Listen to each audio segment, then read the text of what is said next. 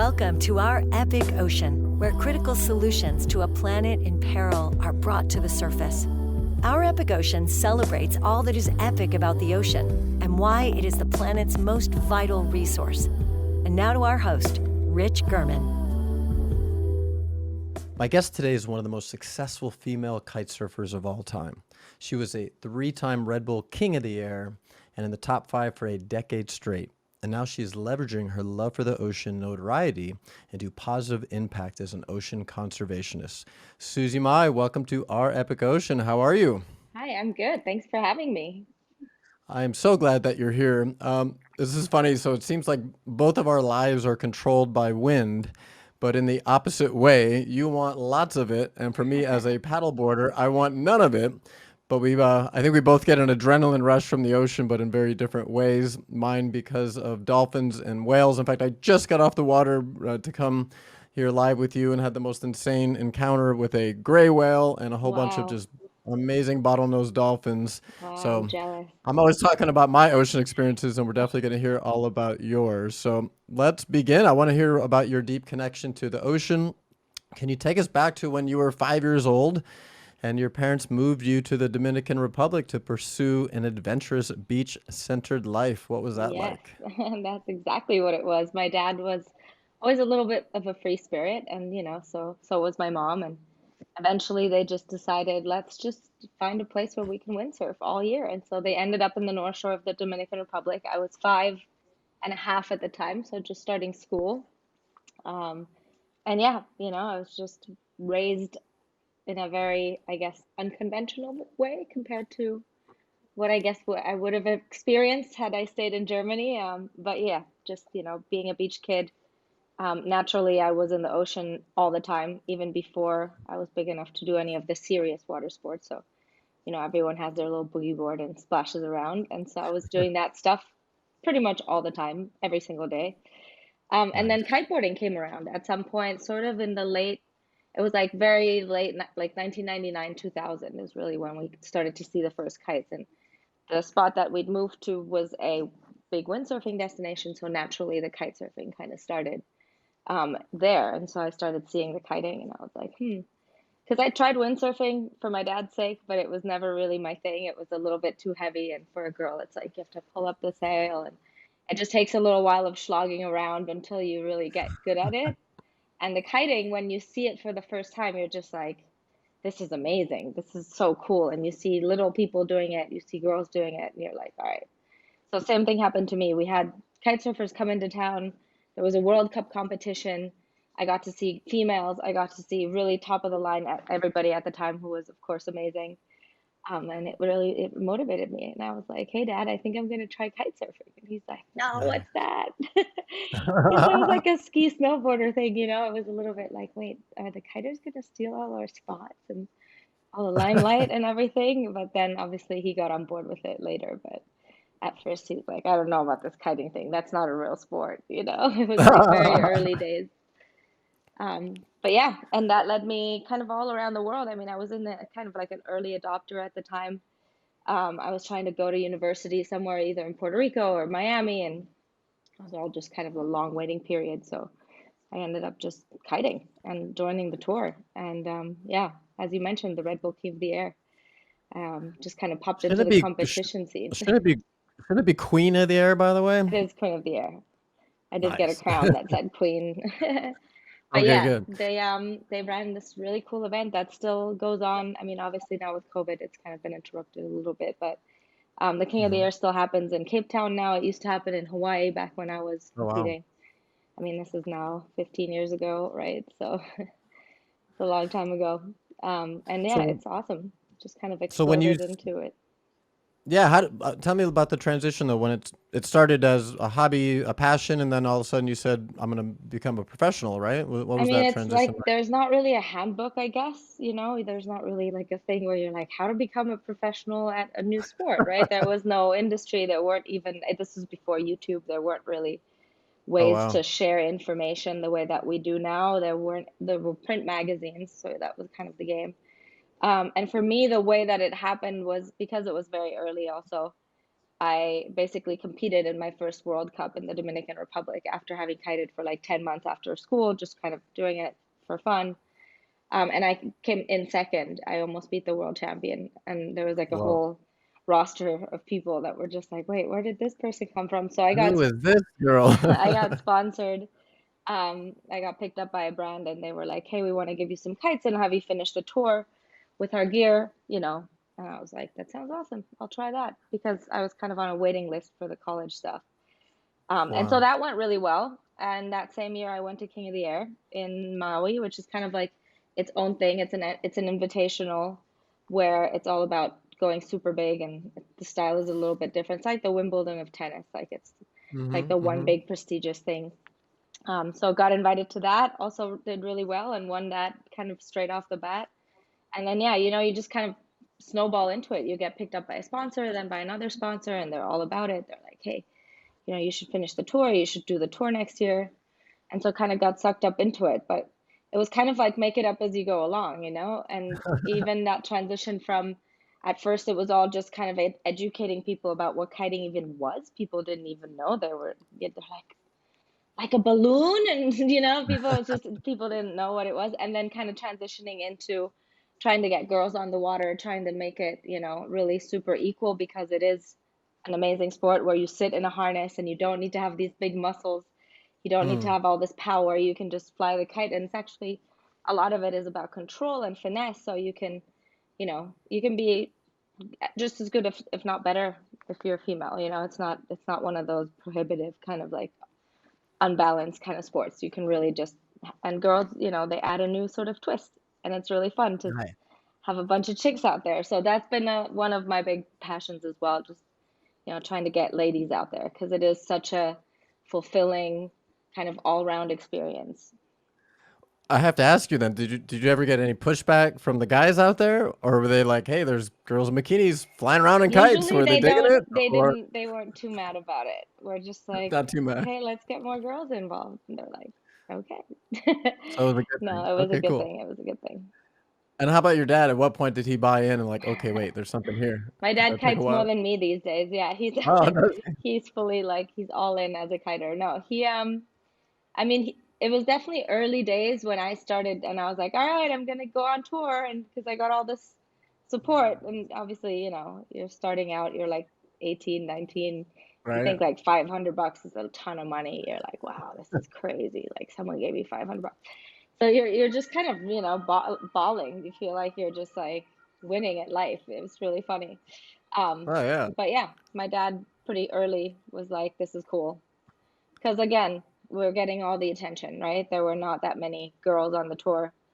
And it was all so brand new and so spectacular, because kiting is such a cool three-dimensional sport. Like it looks pretty Mm. awesome. It films really well. And so, yeah, we were kind of like the poster children of the early days, I guess. And my dad was Yeah, for stoked. sure. So even my granddad, who's like the most German academic, like he was just like, "You're doing what now?" And even he got stoked on it eventually when there were enough newspaper articles. It was That's like, awesome. yay.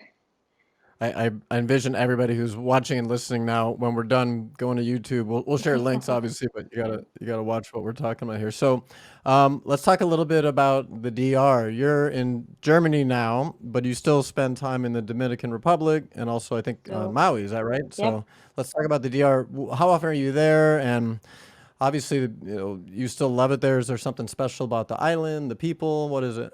DR is still my home. It's still my main sort of what I consider home. I mean, I went there when I was 6, and I've kind of been there my whole life, even when I was traveling for the tour and when I was really busy with all the stuff. I was always kind of basing out of the DR and going back there. So now I would say I spend a good 4 or 5 months a year there still, especially in the summer, because it's like full season and it's really fun and Mm, everybody's in town. And yeah, I mean, it's just one of those magical little bubbles where it's a tiny little town, 2 mile long road, one road, you can't get lost. Beach bars, one next to the other. You're kiting, you're yeah. surfing, there's all this other stuff to do. Ride horses to the waterfalls. Like, I mean, it's a tropical island, so Mm, it's pretty nice. And you just have such great conditions all year round. And especially, nice. like I said, in the summer. it's just kind of hard to sort of leave and not get drawn back in every June, July. It starts cranking, and you're like, man, I gotta go back because it's just also such a chill spot. Like, you know, you have all these, it's a cool scene. You have all these local kids that are absolutely amazing. I Oh also run yeah. an event down there called the Cabaret Kite Festival, which is now kind of on hold, obviously, too, with the whole COVID thing. But next summer we'll be back. And it's kind of at the end last year, it's been through many iterations, this event, including it's been a World Cup as well. One time it was sanctioned by the GKA, and then last year it was a Red Bull King of the Air qualifier, actually, which is Oh kind of wow. cool. So for this King of the Air, they run qualifiers all around the world and have like local talent. They win like a wild card to enter. So we had a Dominican one, and you know, we got a Dominican out there last time in 2019, last time they were able to hold it. So yeah, just you know, it's absolutely the home base. Cabarete is, I think, still one of the coolest places in the world, and yeah, obviously Maui is another little piece of my heart. It's another one of those Yeah. hubs. If you're in water sports, you know, you're in Maui at some point or at many points throughout the year. I've been going there since like 2013. So, you know, been a little while and I feel like I know it really well. And yeah, that's another part-time sort of hub, Pretty good probably places spent pretty like, good places to split your time, right? well, yeah, island hopping. And with COVID, I have to say Maui was pretty amazing. Like, Yeah. you know, we didn't really have big lockdowns. We kept the numbers down. People were very careful. It's kind of easier to control an island, I guess, than something that you can drive to. But yeah, yeah, Maui's been amazing. So hard to choose a Easier to place. Which one's well, better? so don't. So don't. Yeah, easier to control an island. At the same time, they don't have the facilities to if there was an outbreak, you know, they just couldn't handle it, right? So they Mm, absolutely had to shut we down. do have some hospitals, but yeah, it's true. It's definitely not as prepped as like a place like San Francisco or LA. But For sure. you Yeah. know, So but you so mentioned far so good.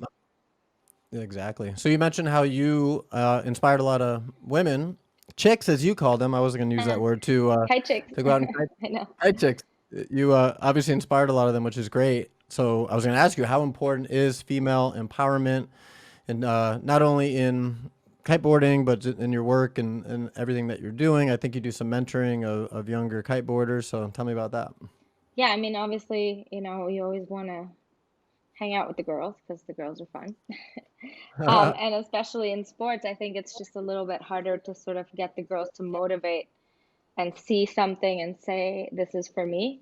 So I kind of made that my mission from the early days. I wanted girls to see that the sport was accessible and that it was something good for females.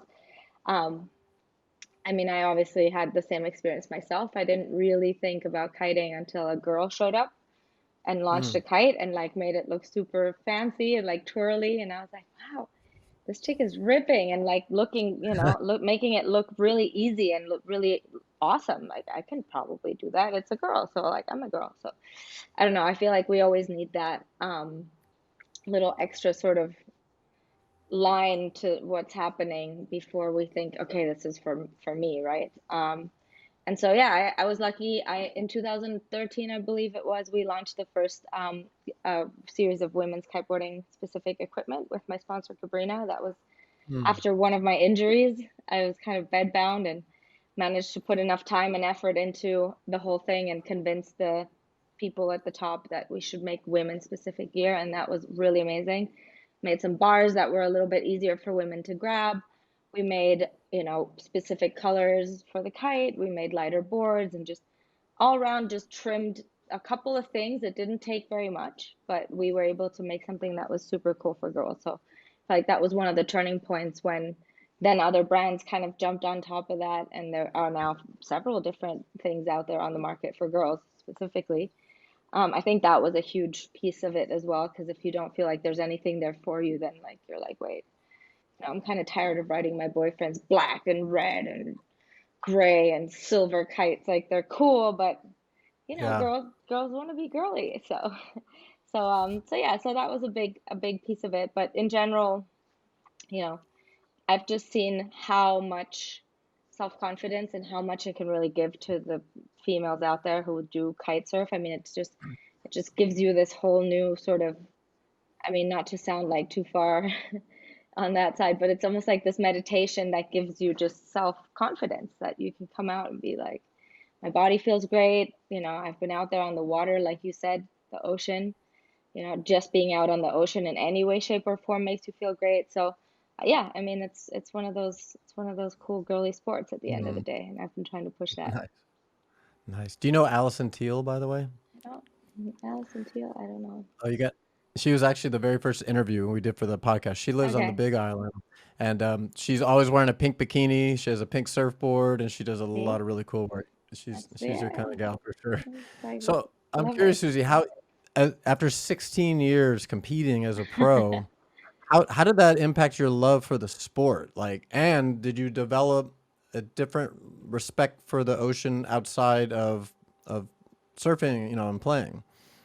Um, yeah, well, wow, that's a that's a big one. Yeah, I definitely competed for a long time, and I did always manage to sort of keep the stoke in it because that is definitely a topic, and that's something that happens, and you suddenly feel like your passion is your work, and then suddenly it's not that fun anymore, or you're just like blocking your brain with stuff, and it suddenly isn't being, you're not as successful anymore as you were back when you weren't really that concerned about, you know, performing or some outcome or whatever.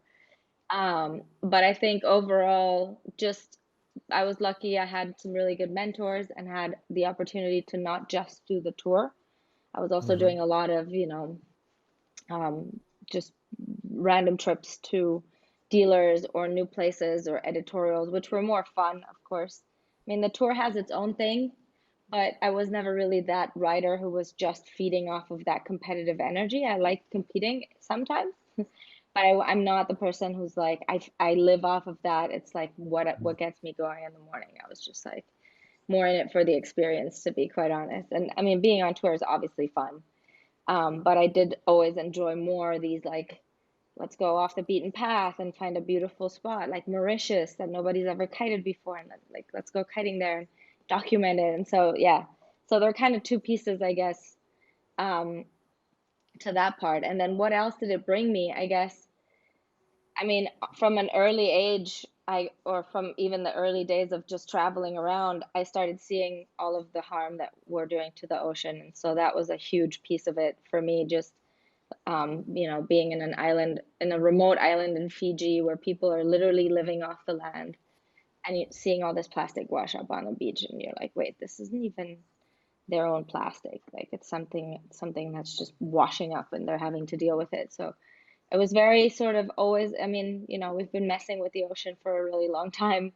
And from the very beginning, it's been something that was like slowly, literally getting just like thrown in my face. So I was like, okay, well, I can't ignore that, right? And it really started to sort of, you know, make me care a lot more about the ocean than when I guess I was just kind of a kid playing in the shore break, because you don't really pay attention that much. But when you're traveling and you're seeing the same problems all around, and you're seeing people living in, you know, kind of, you know, gnarly conditions, and then having to like sort through the plastic to get to the fish in their net, it's just like, you're just like, man, this is not right.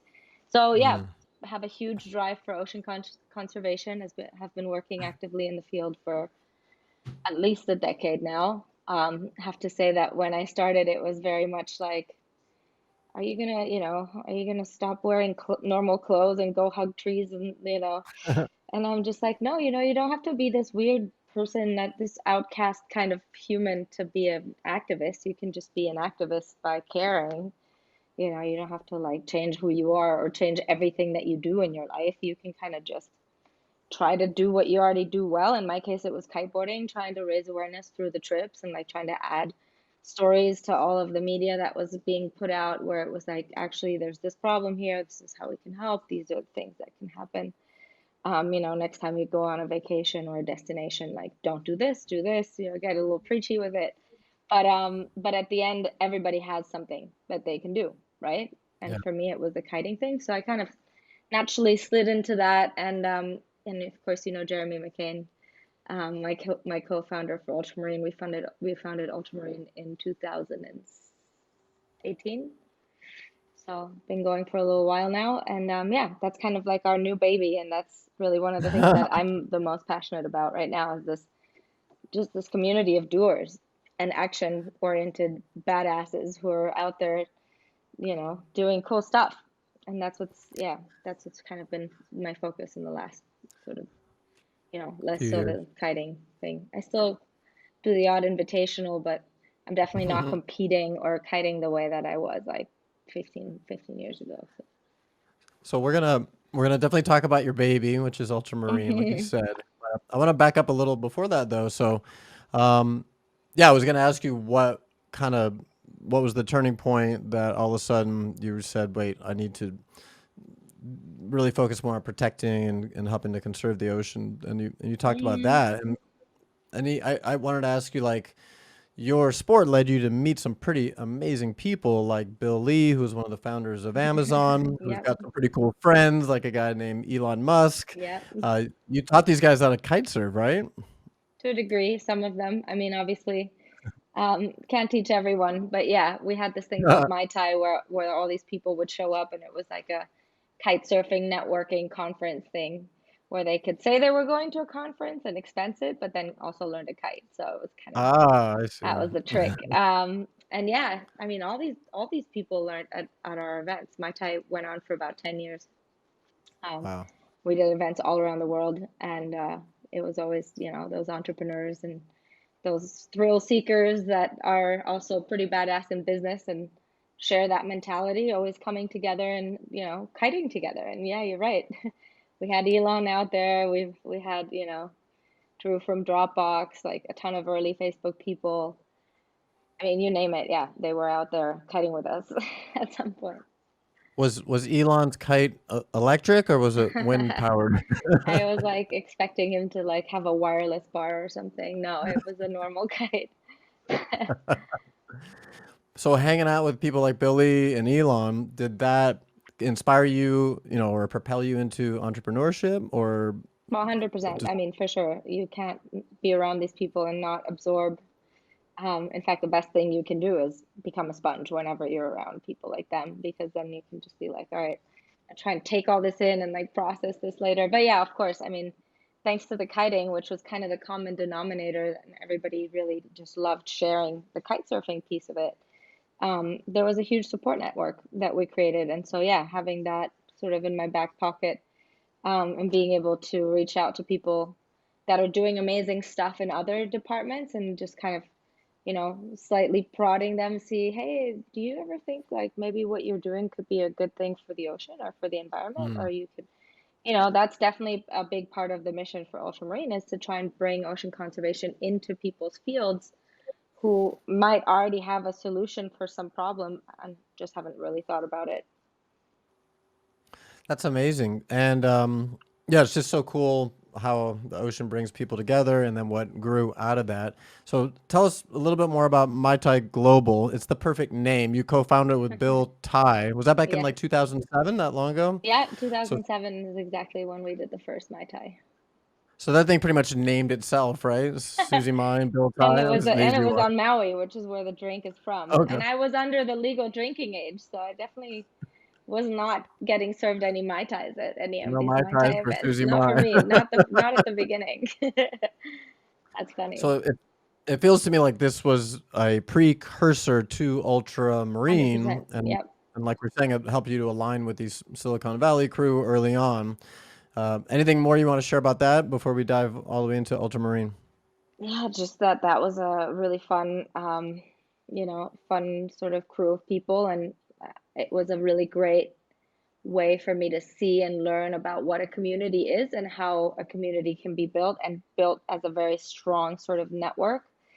Um, and we're trying to do that with Ultramarine. So far, we've done 3 events, so we have about 3 years of people under our belt that are all, in my opinion, super gelled at this point. There's so many interactions, collaborations. Like that's really what, I learned from Mai Tai was like, what are the important pieces so that the community sticks together and actually does stuff and wants to do stuff, and like what makes it so, you want to call me later after the event and make it so that, Mm-hmm. we can collaborate without it being weird because we just went to this conference. So we try to keep the fun at the very top of the list. We do a lot of costume parties. We do a lot of just like extracurricular stuff aside from all the conference stuff to make it super fun for people. And I think that's part of the secret sauce. And yeah, I mean, it's definitely been a ride. I bet. So Ultramarine definitely is a next level event. It's an invite only thing. Epic change makers, luminaries, like you said, it's fun, it's experience based. And you and Jeremy McKane created this together, is that right? Yeah, we co-founded it, and it's definitely, I mean, Necker is invite only, which is one of our spots. Before the pandemic, we had about 5 other satellite events on the radar, including like Ah, a bigger party in LA and a very small expedition to Tonga to see the whales. And so we were kind of gonna start working on these ultramarine satellite events. Unfortunately, the pandemic kind of stopped that dead in its tracks. But we will have, our whole thing is we want to be the gateway for ocean conservation. We don't want to be like this exclusive um, group. We want to make sure everyone's welcome, and that's why we have a few different categories. We have like artists, storytellers, investors, entrepreneurs, policymakers.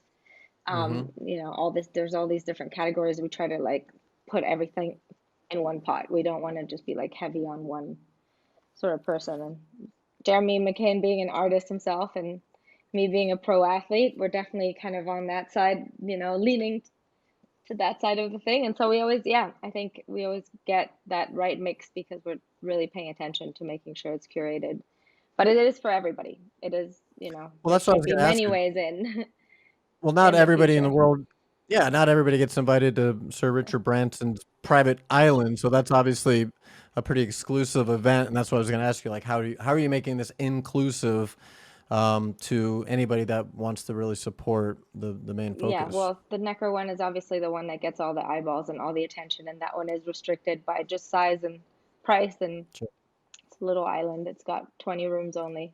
But we do have other things, like we did a hybrid this year actually, where there was also an online portion of the event as it was happening on Necker. So in the morning we would have the Necker guys presenting, and then the live content would start. And so we have a platform called circle.so, and there's an ultramarine sort of circle community um, page there, and that's kind of been the thing that we've started opening up now with COVID, just housing our community in one place. And it's a cool little thing. Like, you see all the projects, you see news, you see what's going on, you can talk to everybody, and it's been our community tool. So there is a way in always, even through just or hanging out on Clubhouse and finding Jeremy McKane and going into all the sessions, because he's been hosting a lot of sessions. He's been doing really well. That's that's how I met him, and we Dude, become fast friends yeah, just in the last couple weeks. he's been a busy bee on Clubhouse. I love it.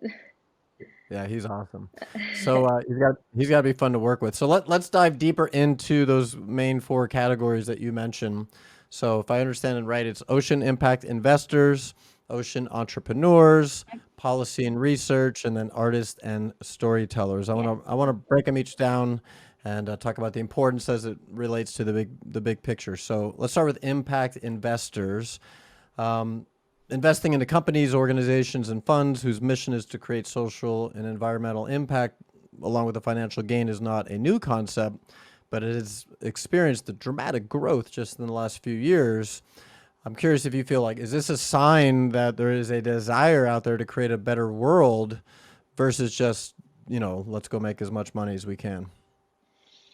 I mean, obviously one has to sort of come from the other, maybe, and feed, maybe it's like an endless chicken egg thing, but I do feel like lately, um, especially in the last 5 years, there's been more attention drawn to certain problems, which then has more startups popping up. I think also there's more irrefutable science about our resources that are dwindling. So trying to, invest in water tech um, right now is probably not a bad idea, because, we do know that the water is going away and that we're kind of trashing all the water we have. And so, you know, trying to reverse that is going to be crucial. So stuff like that, I think, yeah, I mean, it's just a new world out there with so much more, like you said, so much more um, action. I mean, there's so many startups now, you can barely, I mean, I used to know most of the, most of them, and then now it's just like there's just, yeah.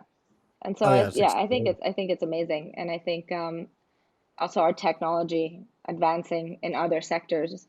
There's always someone that looks at something and goes, you know what, this can be used for X. Like there's always someone that's like, okay, I just saw this tech being developed for big oil. All right, well, guess what? If we change two pieces and we do this, then it now becomes a cleaning station. Like it's really those people I think that are innovating for the money reasons and then really bringing Mhm. it over to the conservation side that are sort of that's where it's at right now. And technology, I think, is the solution to all of the problems, believe it or not, as crazy as they might sound and like as huge as they might be.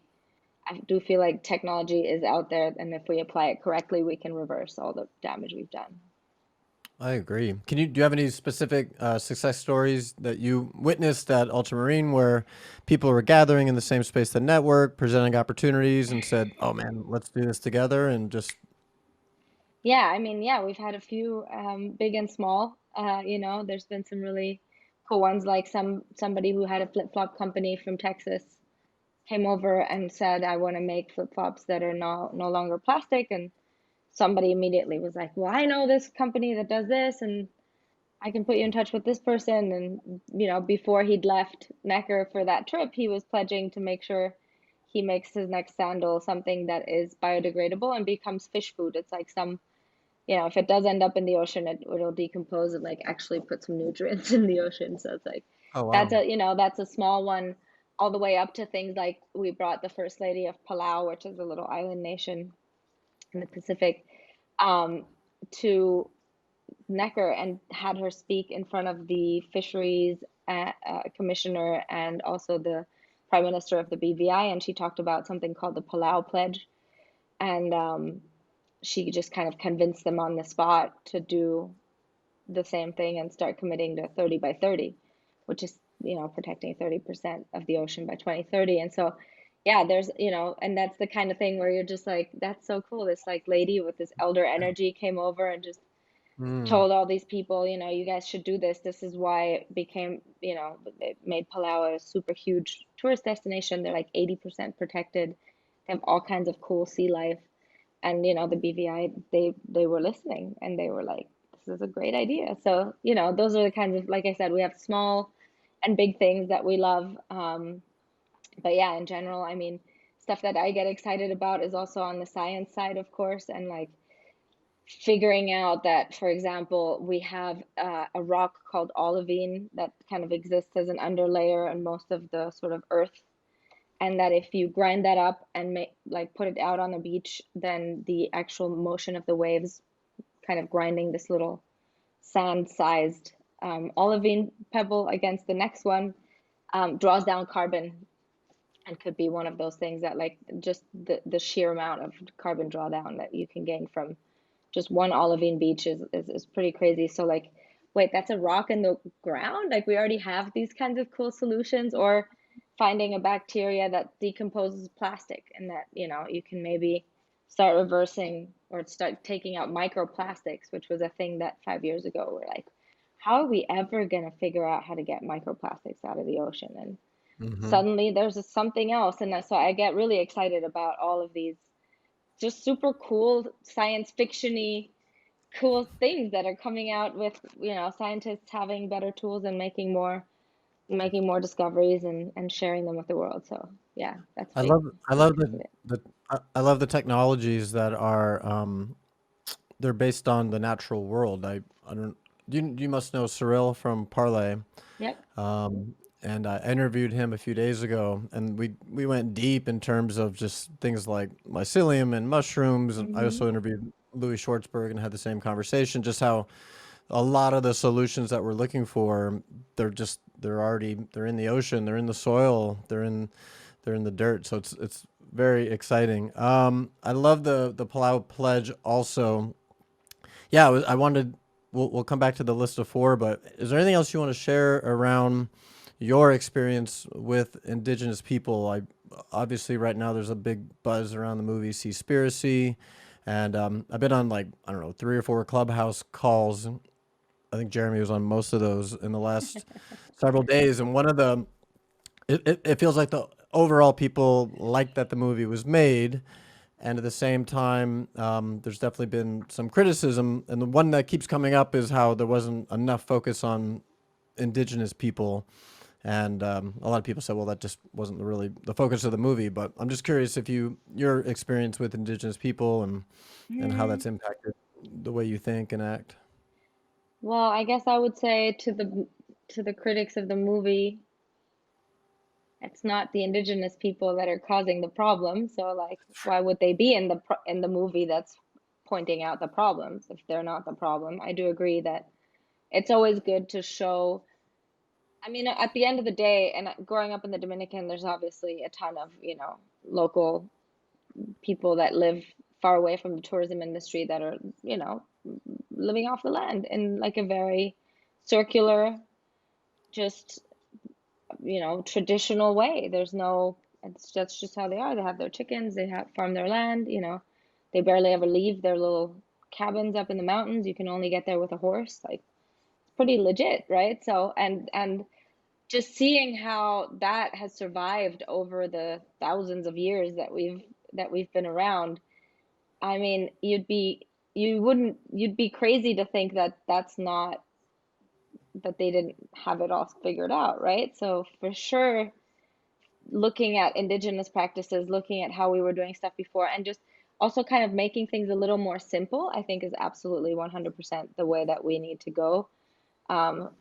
Finding things like as simple as that, like taboos, which were things that indigenous people would count the fish and see there's not enough fish. Like, gotta let the fish come back. Like, okay, we're placing a taboo on fishing for the next 6 weeks, and then count the fish again, fish are back. Let's go fishing again. I mean, that's so simple versus trying to, I don't know, the way we're doing it now, calculating things, trying to analyze stuff with big data. I mean, sometimes obviously the little stuff is just like it's right there. It's the low-hanging fruit. And yes, I 100% agree with the idea that the indigenous people still have, like you said, there are crazy microbes in the ocean that might cure cancer that we're about to find. Just like that, there are crazy little ideas that have been passed down for generations in the elders communities, and yeah, we need to be at the very least incorporating those into our current practices. I agree. Actually, I love that you brought up the philosophy of Tambu because I'm not hearing enough about that. I don't think it's realistic to think that our planet of 8 billion people is just going to stop eating fish. Would that be the best thing for the planet and the ocean? Maybe, but it's probably not going to happen. And so that seems like a really good solution. Like, hey, we're running low on this kind of fish. Don't catch this fish. Right. Let it come back. And you and I both know what happens when we just leave the ocean alone. It has an incredible power to restore itself. It So does. I'm glad It that you does. brought that up. Yeah. Yeah. All right. Well, let's go back to our list of 4. We only made it through the first one. Oh So yeah, the that's second right. is I took us on a little tangent because I thought that was important, but we come back. So second pillar is entrepreneurs. Many people say that entrepreneurs, social entrepreneurs, can save the world. Do you agree? 100%. I mean, it's exactly what needs to happen is all these brains need to be thinking about these problems, and I think they're now aware. And again, why shouldn't there be a benefit financially? There should absolutely be a financial benefit. Every single person who's working on making this planet cleaner should have a great life. It's a very simple, it's a very simple sort of equation for me. And I think, yeah, I think we're finally in a place where there are tons and tons and tons and tons of social environmental entrepreneurs out there and grow, and then they motivate each other, of course, to, Yeah. you know. I I totally agree with you. Like if you look at the billions of dollars that have been made from people and corporations destroying the planet, so if people are making millions to save it, to protect it, Go for it it. makes a lot of Yeah. sense to me. I kind of feel like the old model of the nonprofit is being challenged, both financially and structurally. I mean, I run a nonprofit, so I get it. Like so much time and effort is put into fundraising. you got to keep the doors open and not as much time on really driving change.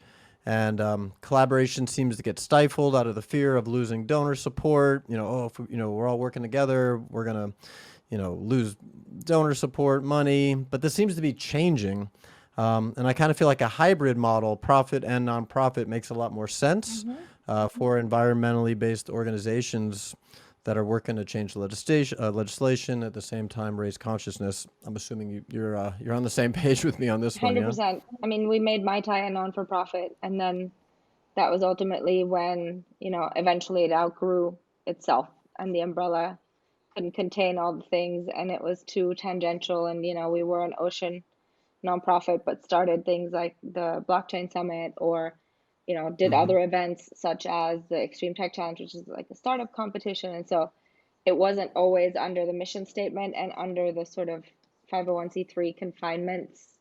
So it essentially outgrew itself, which is when we sort of split, and I kind of went on the ultramarine route. And it was one of those things where it's like, yeah, I came out of that 501c3 world and thought to myself, you know what? Let's just have a for-profit business that gives up all of its profit at the end of the day to a There you go. 501c3, which is doing, because there are ways of running it. I mean, we all know those dedicated humans that are crushing nonprofits, and where you can really, support them and feel really good about what they're doing with your money. And I mean, those should be supported. So Jeremy and I, when we sat down, we're like, let's just not make this a nonprofit. Let's just give all the profit to nonprofits that we want to support. That way we can choose which ones, we can sort of vet them, we can figure out which ones we like. And yeah, it does feel nice to have a project budget that goes from the beginning to the end, and you're not Yeah. trying to fundraise in the middle. You're not having volunteers pop in and out. I mean, it's just it's not for everyone, and it's a hard world. So kudos Yeah. to all the nonprofit people out there, including you. So it's, but it is, yeah, you're right. And I think it's just naturally going to become more of that, where, you'll have like a company within the nonprofit that is a for-profit, Yep. Yep. that That's just that's puts the model revenue we back set up. in. Yeah, because, that old model of just donations, I mean, that's tough, and especially now with COVID, when you can't get together and do your fundraisers. And, people are in it for the vibe and the feeling they get of doing something great with other people. It's really hard to get that on Zoom, I think. It's very hard to get. I think everyone's a little over that. So the It's good news is people are starting to get together again. So that's That's good. that's a Yeah. good thing. Yeah.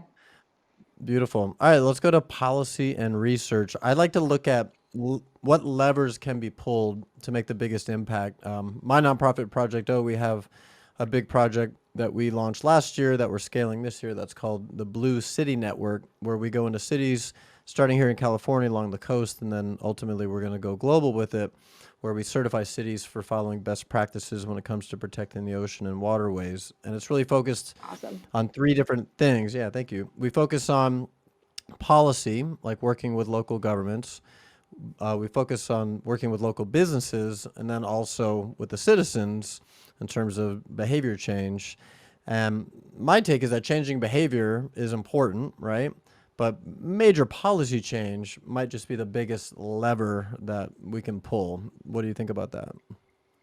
Yeah, we squished policy and research into one category, but it really should be two, obviously, because it is a different type of human. But you're right. I mean, research is obviously step one, and we need to have solid research before we can really, Mm-hmm. make a good policy decision. Um, but as far as like who's got the most just power in their, tip of their fingers, it is the policy. It's politicians. I mean, they could move the needle with, one signature of a new bill, and they can really make a huge difference. And we saw that with one of the earlier projects we did with MaiTai. We went shark tagging in the BVI, took a research team out there, submitted all the paperwork to the fisheries, said we found a nursery, and if you like protect these waters, you're going to get a lot more general sea life. They passed it, and within 3 to 5 years, we were seeing tons of turtles down there, lots of little baby nurse sharks. And it's like you said, it's just such a quick, easy way, and all they had to do was sign some paperwork. I mean, I know it's not always as simple as that, and that politics do get very complicated, and we do obviously appreciate all the politicians that are out there fighting it and trying to get even just a little inch in our direction. But yeah, they're definitely the ones, and big industry as well, right? Like, I don't know, one Coca-Cola would probably be a better one to convince to get super on board with it than like a smallish country. But they're Yeah, definitely, definitely. those are kind of like the giants. It, And it, yeah, policy and research. Those two together, if that's done right, again, huge step in the right um, direction. and it's happening too, like you said, and couple that with the consumer saying, "Hey, we don't want your plastic shit anymore. We don't want your gas burning car." I mean, pretty much every major automaker in the world is all of a sudden creating electric cars. I mean, Well, that part funny. that happens quick. Like the technology piece, like you said earlier, which is so important, can happen quick. I think the consumers are a little slow to change. I always say that the elevation of consciousness that needs to occur, I think, for massive change to happen, is a kind of a slow process, right? Humans evolve pretty slowly, and it's kind of this race. Are we going to evolve quick enough before it's too late? And it feels like things are speeding up, though. Are you seeing that also? I feel like people are starting to pay more attention. Also, again, it's more available. It's easier to now buy things in glass jars than it ever was. It's easier to, do your little piece, and even if you're living in a city, to sort of avoid plastic waste, single-use plastics. I mean, it's starting to become arguably even easier in cities now than some of the more remote places like the Dominican Republic, for example, where, you're always going to have bags of chips.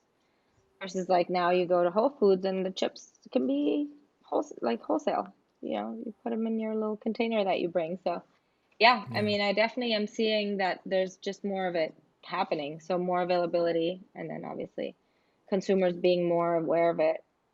But really is doing things like banning plastic bags, like what San Francisco did already ages ago now. Like those are the Yep. kinds of big steps where you're like, okay, because then that's the quickest way, right? When people, I mean, look how quickly we're all doing all the things that they're telling us to do for every corner around COVID. Everyone's like sanitizing their hands, taking social distance, putting on their masks. And that was one day to the next. So I do Yeah. believe that that's possible. That's a good example. Not a fun example, but it's a good one. But yeah, like a We're policy doing it. saying, like California banning all single-use plastic bags. Hmm. That's a pretty powerful lever. And then let's go to the fourth piece of the equation, which I'm gonna guess is one of your My favorite. favorites, which is yeah, artists and storytellers. I've been so blessed since we started this podcast. I've interviewed some amazing storytellers. I mentioned Louis Schwartzberg before. I interviewed Luis Ahoyas, who has Oh, made well, some nice. powerful movies. He's amazing. Celine Cousteau, talking about indigenous people. She just came out with her new movie Tribes on the Edge about the indigenous people of the Brazilian Amazon. Incredible authors like Carl Safina. So it's just, I love talking to Amazing. storytellers. So, yeah, it's so good. So, and I definitely left a few out. But in your mind, how does and how can art and storytelling change the world? Well, I think, it's been the vessel with which we really connect with the emotion of humans. So you're not gonna, what was the Jacques Cousteau quote? You can't protect something you don't love, and you can't love something you don't know. So, by showing people the art and showing people like in an art form, which is kind of, arguably the most direct and beautiful way of connecting with another human is through somebody's expression or their art. Um, I think that's going to be the only way that we truly ignite that love kindling that's going to be necessary, like that true passion and that true fire of having the general population go from Oh yeah, that kind of sucks. Probably makes sense for us to try and fix these problems to like, no, like I'm gonna wake up every morning and work on this and like I'm here to fix the world, right? Like I think it's gonna be art. It's gonna be people like Jeremy who brings out a VR camera and like slugs it all the way to Tonga so that he can make it so that we have a VR goggle on our face and we can see whales. I mean, that's so cool. You know, it's like such a, and that's going to be what tugs at people's heartstrings. That's what's going to hopefully get us in the mode because we're kind of in like the first gear out of like sixth, right? At this point. And we need to like crank it into second, third, like we should be in fourth by now. And we're sort of Yeah. just kind of starting. But you know, again, you can see, especially with this pandemic or some other sort of not so fun moments in human history, how quickly we do actually adapt, how quickly we can change the way that we do stuff. I mean, it can happen overnight, literally, like with COVID, it can literally happen overnight that people stop throwing plastic, that people stop paying it, you know, start paying attention to certain things. And it could be as easy as, yeah, as easy as like all of us kind of getting woken up the hard way, but then just doing what we do as humans and turning it around. Yeah, my concern, like when you look at the positive environmental impact when the pandemic first hit, when the world basically stopped turning, and how quickly things got better in terms of air quality and water quality, and then my concern has That's always been, amazing. well, as soon as it's over, and hopefully we're on the other side of it now, will we learn that lesson? Will we heed the wake up call, or are we just gonna fire it all the way back up and just destroy the air and the water again? I obviously I hope the optimist in me hopes the first thing happens, but the realist in me is concerned. So what's your take on that? Look, I think we are going to fire everything back up. That's just human nature, and it's all here to be fired up. And let's be honest, everyone's ready to fire everything back up. Having said that, though, I think we now have invaluable data from March 2020, April 2020. Like, there are, I mean, such a big fight used to be just the deniers or people who just didn't straight up didn't believe in the science. And the whole demise of stuff has been such a slow process that it does get difficult to argue with people and say, no, this is literally what humans have done to the planet. It's like, no, you know, that would have happened anyways. Or like, what about the ice age? Or there's just so many things that are now off the table. Like we got that. We're like, nope, guess what? We had this pandemic and we can tell you exactly what happened when we stopped flying, when we stopped emitting that type of CO2, when we stopped using big ships to transport our things across the ocean and, you know, killing whales during their migration. Like we can tell you what happened. We all lived through it with like this was 2020. This wasn't like the 1700s. You know, we have our data. We really have the equipment and we measured it. So I think that's a huge piece of it. Just having that and you know, pandemic or no pandemic, we were already going in the right direction of yes, it's firing back up, but we're also changing it, right? Like we're also trying to go electric, like you said, making more electric cars. We are trying, and I think it's better to focus on those successes than to try and think, can we actually, because it's going to be impossible to just go to what happened last March, April. Like, I mean, that was just the world being paralyzed. I mean, even now, though, you know, here in Germany, COVID numbers are still going up.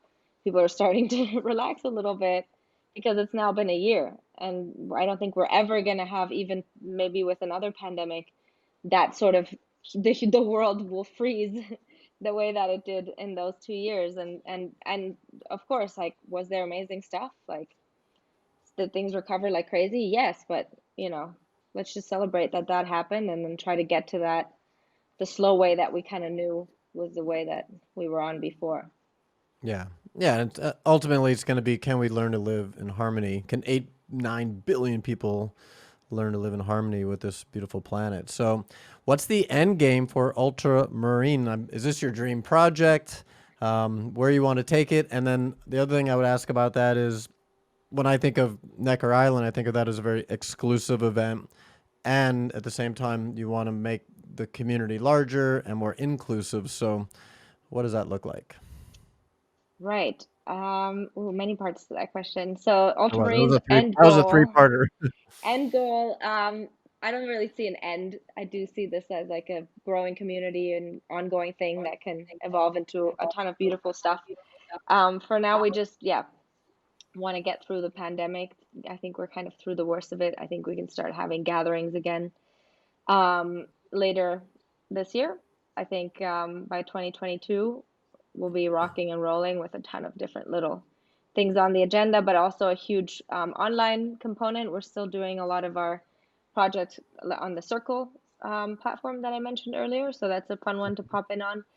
Um, and yeah, just continuing to spread the 30 by 30 message. I mean, until 2030, that's going to be our goal. I think in 2030, we'll have to reconsider what else our next big thing is, but just getting to 2030 and hopefully protecting 30% of the world's ocean through our events and our community and trying to bring people together to work on that kind of stuff is kind of one of the main sort of focus things that we're looking at right now. We're also helping the British Virgin Islands build a what was it? It's like they want to be like a tech incubator for solutions because Biden Mm, just signed a 30 by 30 deal, right? And so now the mhm. government's like committed to solutions and finding technology. And, we want to try and help the BVI be one of the incubators, one of the places where this stuff starts happening through some of the companies that we bring down there. So that's really fun.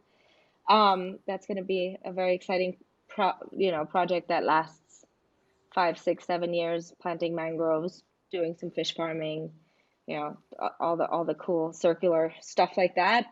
Um, and then yeah, the community, I mean, I see it as just like a this organism that's going to continue to grow and continue to find its own things that it's interested in and its own missions. And that's just one of, many, many different things that people in the community have going on. So just continuing to create that and nurture that so that people have kind of like the jet fuel that they need to get to where they're going faster once they're on the right track. I think that's a huge sort of ultramarine goal, and just because everyone's already putting this energy in, and sometimes if you just adjust the course a little bit, it takes off like crazy. So yeah, that. And wait, what was the other part of the question?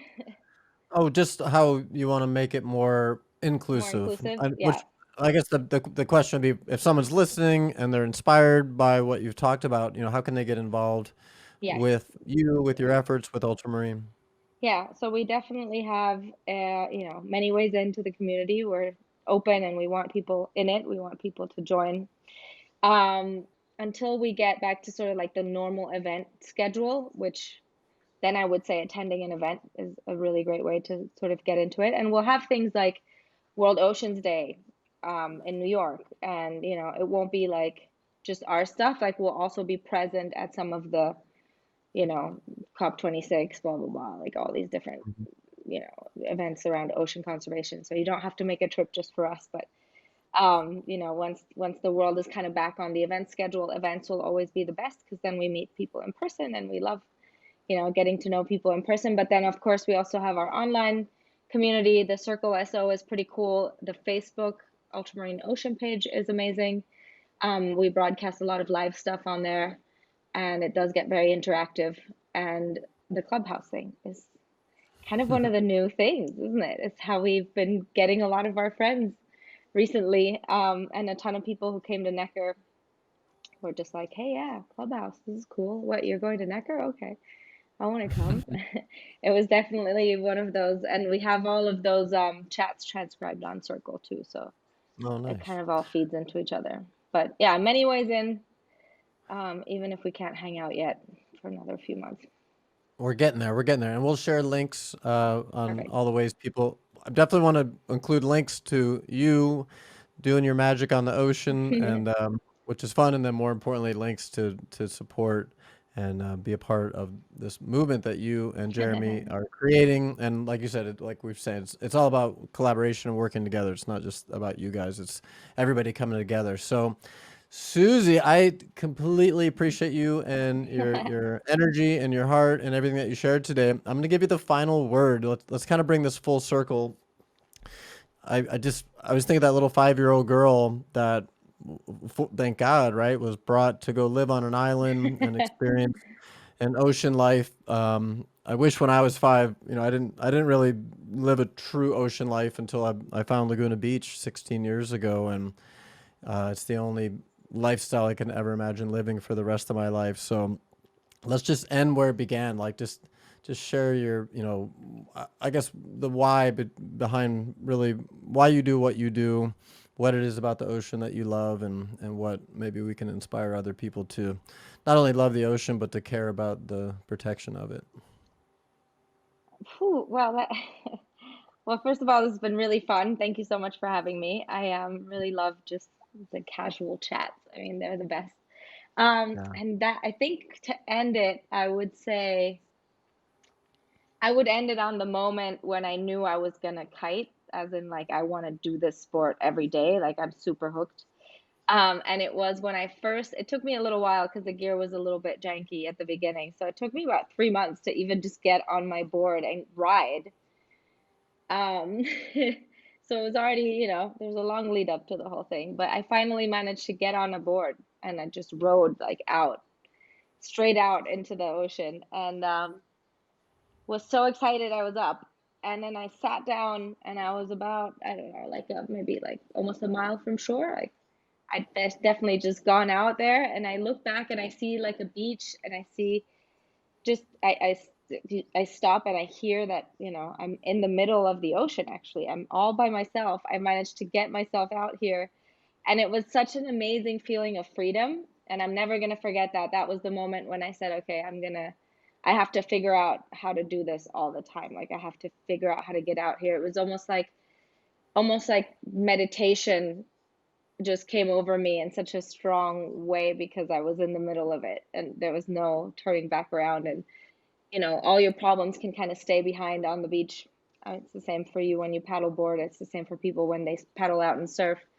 And I think just being that little creature out in the ocean and then suddenly realizing how big and powerful and all encompassing and how connected it all really is, I think that was really the moment where I was just like, wow, we're so little, and this is what I want to continue to feel this. I want to remind myself every day that this is the natural way of the world. I'm a tiny human. This is a massive ocean. So yeah, I think that was definitely the base and cemented it all it all in for sure.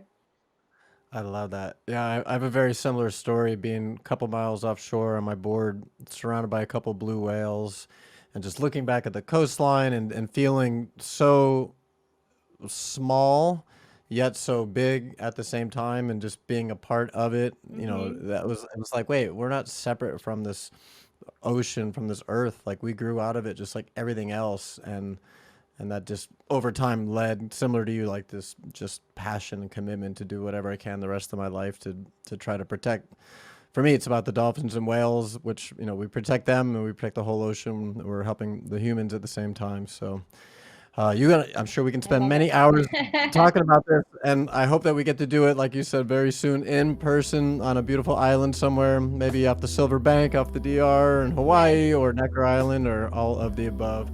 nice. Susie, I appreciate your time today. Thanks for being our guest. Thank you It's so been a much. great conversation. I'll I talk to you love soon. being here. Thank you so much. That's our show, everybody. We'll see you next time. Bye bye.